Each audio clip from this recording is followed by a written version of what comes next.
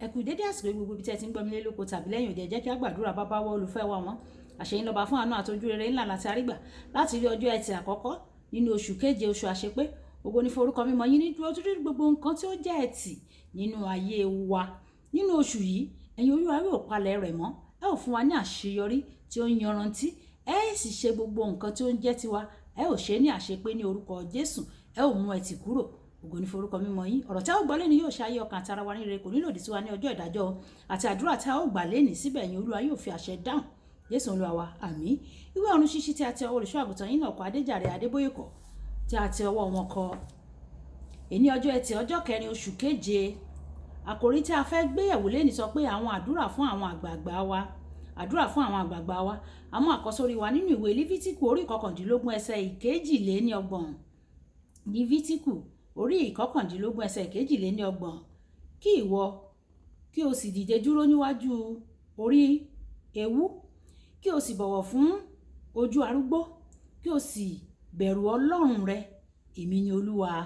Ìgbà tí a mú Bíbélì kíkà wá nínú ìwé Tímótì kínní orí ìkarùn ẹsẹ̀ ìkẹtàdínlógún títí dé ẹsẹ̀ ìkọkàndínlógún.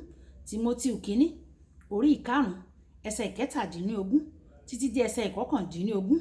Àwọn àgbààgbà tí ó ń ṣe àkóso dáradára ní kí a kàyẹ́ sí ipò ọlá ìlọ́po méjì, pẹ̀lú àwọn tí ó ń ṣe làálàá ní ọ̀rọ̀ àti ní kíkọ́ni.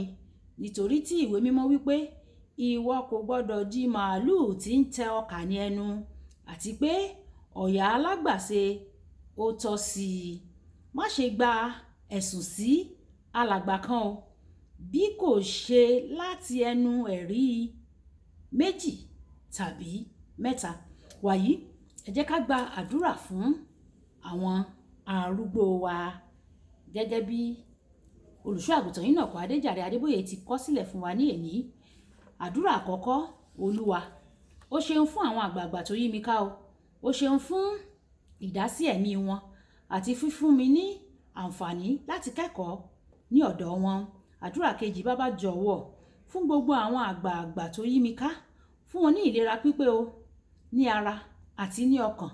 Mú àìsàn àti àrùn jìnnà sí wọn ní orúkọ Jésù. Àdúrà kẹta: Bàbá jọ̀wọ́ yí àwọn àgbààgbà ká pẹ̀lú ìfẹ́. Má ṣe jẹ́ kí wọn kí ó ní ìbìnújẹ́ o, kí wọn kí ó má sì ṣe dá wà ní orúkọ Jésù. Kókó kẹrin: Bàbá jọ̀wọ́ fún gbogbo àwọn àgbààgbà nínú ara Kristi ní ọgbọ́n láti darí àti láti tọ́ àwọn ìran kéékèèké sọ́nà. Jẹ́ kí gbogbo ìmọ̀ràn wọn kí ó wà ní ìlànà pẹ̀lú ìmísí Ọlọ́run ní orúkọ Jésù. Ìkarùn-ún: Bàbá jọ̀wọ́ ran àgbààgbà lọ́wọ́ láti ní ipa lórí ìran tó ń bọ̀ pẹ̀lú ìyìn rere. Jẹ́ kí àwọn ọ̀rọ̀ wọn, àdúrà àti iṣẹ́ kí ó ní iná débi pé yóò jèrè àwọn ọkàn sínú ìjọba Ọlọ́run ní orúkọ Jésù. Kókó kẹfà: Bàbá jọ̀wọ́ fún àwọn àgbààgbà ní oore ọ̀fẹ́ láti kọ́ ìran kékeré ní ọgbọ́n rere tí wọ́n ti ń kọ́, tí àwọn àgbààgbà ti kọ́ láti ara àwọn ìrírí tí wọ́n ti ní láti ìgbà tí wọ́n ti wà ní ọ̀dọ́.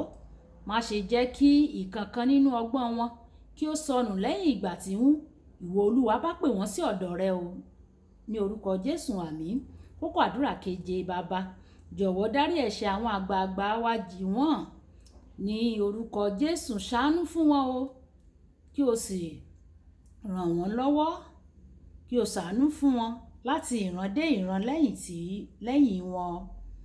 Ìkẹjọ: Bàbá jọ̀wọ́ fún àwọn àgbààgbà tí kò tíì di àtúnbí ní ìbápàdé, tí yóò ṣàfihàn ìfẹ́ pípé rẹ àti ìgbàlà rẹ fún wọn.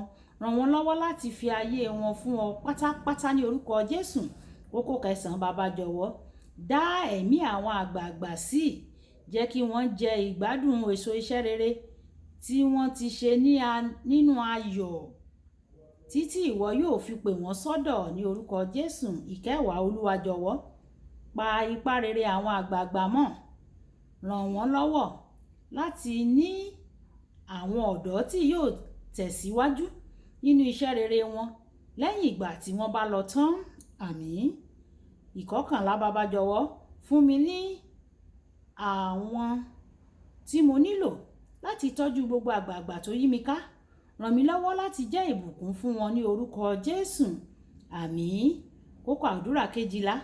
Àwọn kókó àdúrà ìwọ tìkálára rẹ fún gbogbo àwọn àgbààgbà tí ó yí ọ ká nínú ìjọ rẹ àti káàkiri àgbáyé. Olúwa yóò sì gbọ́ àdúrà wa ní orúkọ Jésù lórí àwọn àgbààgbà wa. Àgbà ò sì ní tán lórílẹ̀ ní orúkọ Jésù. Olúbùkọ́lá Ayako ní orúkọ mi. Ẹ máa bá mi like, ẹ máa share, ẹ máa comment nípa ẹ̀ kí àwọn ènìyàn kan lè jẹ àǹfààní ọ̀run ṣíṣí Yorùbá. Ó dàbọ̀.